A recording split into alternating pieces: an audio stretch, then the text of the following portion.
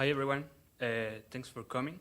Well, my talk is about visualizing psychological signals in real time with Python. So as an introduction, I'm going to tell you who we are. First, we are from Chile. We work in Valparaiso. It's one of the regions of Chile, a cultural city and a World Heritage place. Alejandro and Pablo are electronic engineers with doctoral degrees, are professors in the biomedical engineering school in Chile, and I'm myself a biomedical engineer and a master's degree student. So you could see on the right, the red dot is where Valparaiso is located. This is South America, and we have a pretty colorful city, and also one of the biggest fireworks shows for the New Year. So if you have a place to go, I recommend you that. So I started my thesis degree working with inertial sensors, and they are a little bit tricky to work with. If you are working with 3 sensors, you have 9 signals in total, so you have pretty much a heavy load computationally speaking, and you have to do heavy fusion algorithms and filters. So I needed a data logger, and I wanted one to be real-time, free, and customizable. So I started with MATLAB, and then I figured out that it didn't work that well. Then somebody told me about LabVIEW, and the simple thing that dragging things around, I didn't like it at all.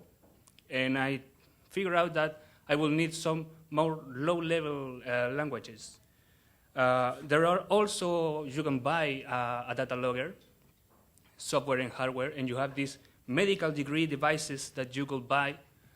They are expensive, so that wasn't a choice for me. So I chose to work with Python, with the SciPy stack. NumPy, Matplotlib, and Qt I will be making my own data logger. So the problem was at first that Matplotlib it's a pretty good looking plotting library, but it's not intended for real-time plotting or for heavy processing and plotting. And also Python is known to be slow and needing other libraries to speed up.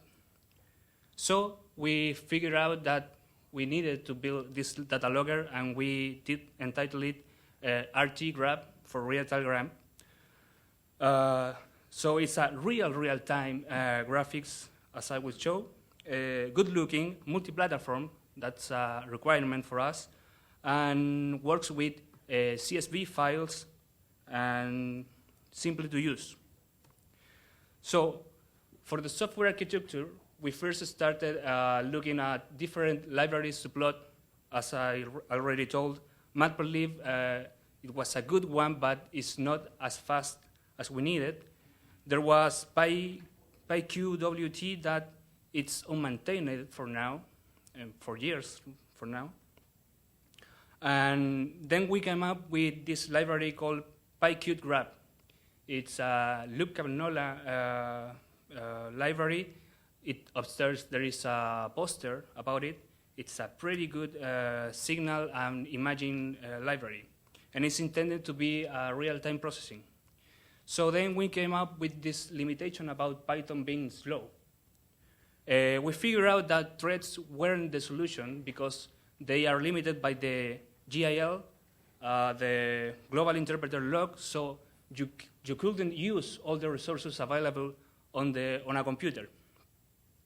So we came up with multiprocessing to separate all the threads in subprocess instead, and let the operative system to manage all the subprocess and therefore using all the resources available.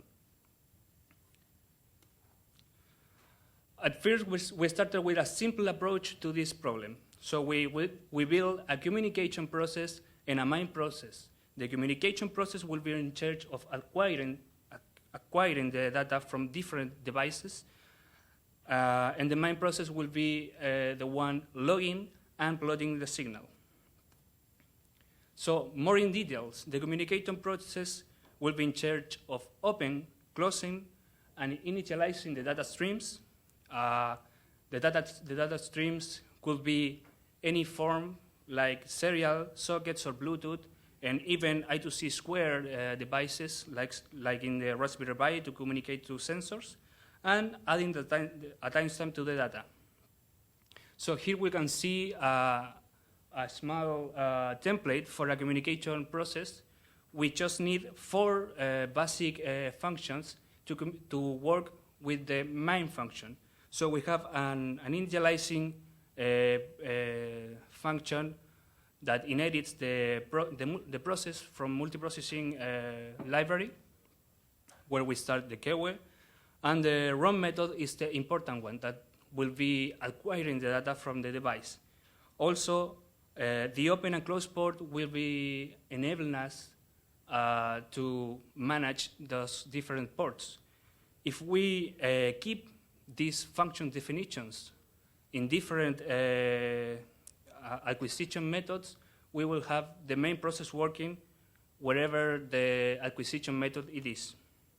So the main process will be in charge of plotting, logging, and managing the queued timers to plot the data. So this is a small part of the main window class, the parent process. So we have 3 main functions attached to buttons and to a timer. The start and the stop functions are attached to a start and stop button.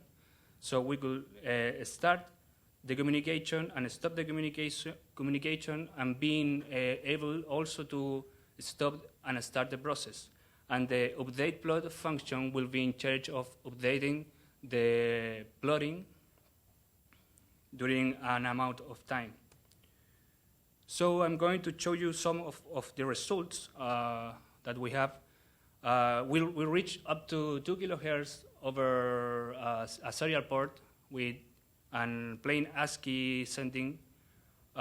We have also acquired multiple signals up to 500 hertz, up to 15 different signals packaged in a socket communication.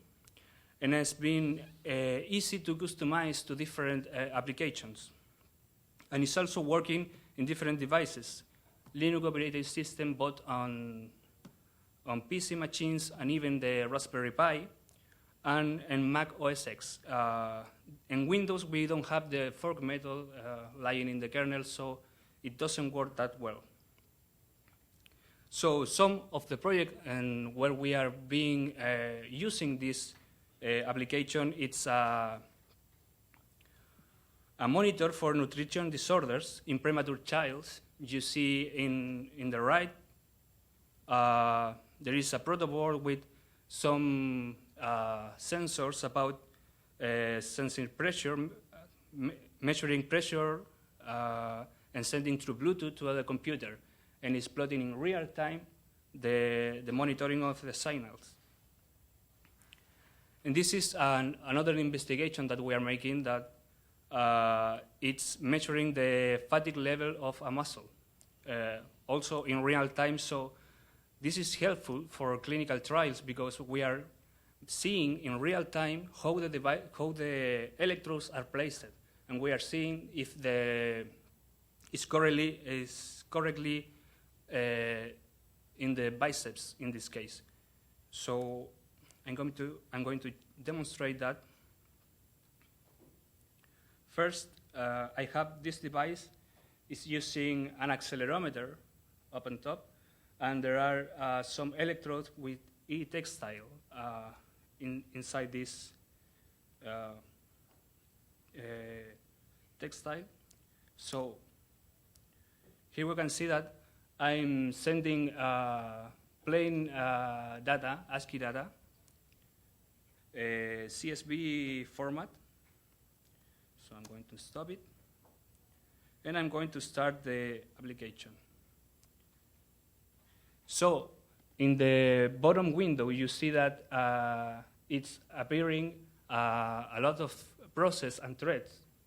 They are the main process. And as soon as I press the start button, it will create another process that it is, and that is in charge of acquiring the data. So I'm going to put this device.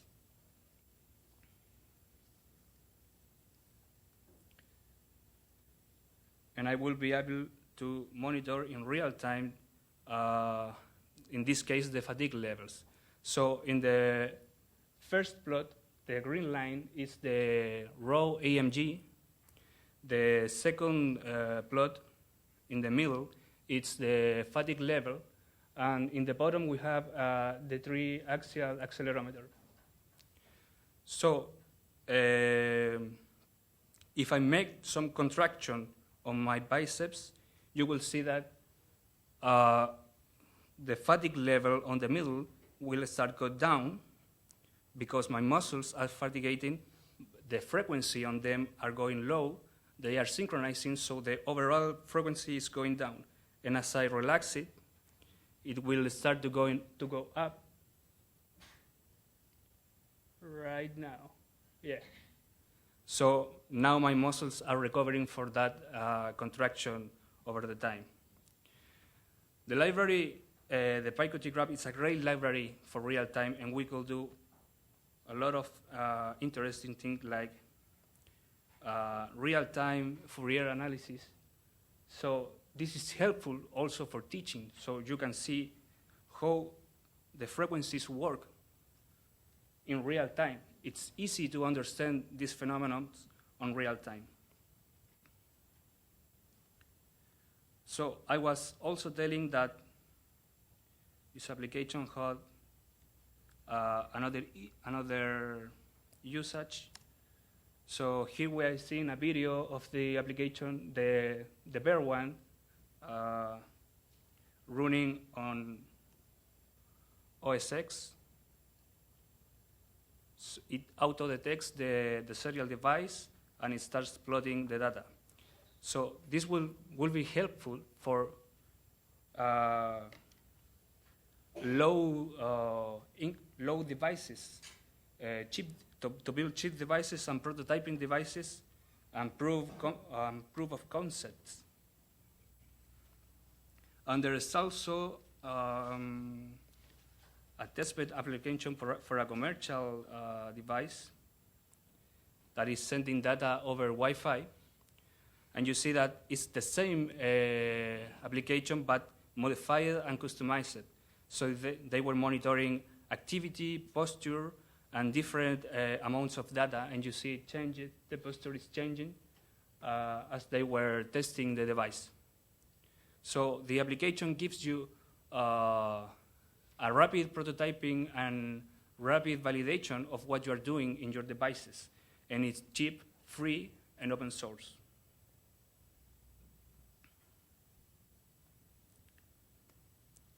So, as conclusions, Python is definitely not slow. The application that we made, it's customizable, as being customizable by different persons. Many of them coming from the background from MATLAB, and also persons starting with Python languages. And we hope that this is a contribution to the open source and DIY communities, because these tools are not available. You're always making this for your project, but not allowing others to use a general project to acquire data and acquire it in a reliable way. So it's a simple tool, but could have a huge impact on how you are doing your experimentation. So as a future work, we're making it work on Windows operating system. We are optimizing the code to include NumPy, number crunching, and also more processes to distribute the workload richer UI to allow for persons, non-coders, to do the signal processing with mouse clicks and allow easy filtering. And hopefully somebody can help me with this project and contribute to it. I want to acknowledge the Advanced Center for Electrical and Electronic Engineering for allowing me to be here. And if you want to contact us or contribute to the project, there is the project address and the different email addresses of everyone. So thanks for being here, and I'm listening for questions.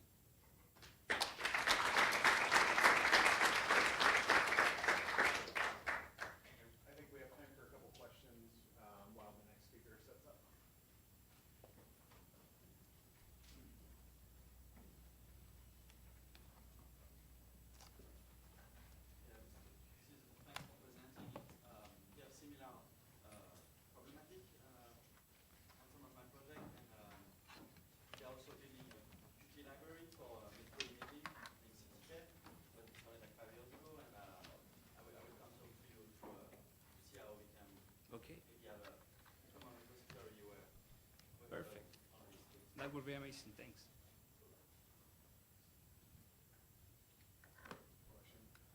So it sounds like the software is all available on GitHub. Yeah.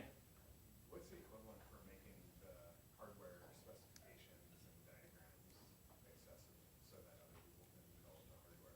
Okay, so I didn't get into that, but we are using chip devices, an Arduino Chill, and breakout boards with sensors. So they are like $30. You can pull all the stuff, and we could also provide the firmware for the device. So you plug it, upload the firmware, and you're ready to go. So it could be an easy experimentation for younger people.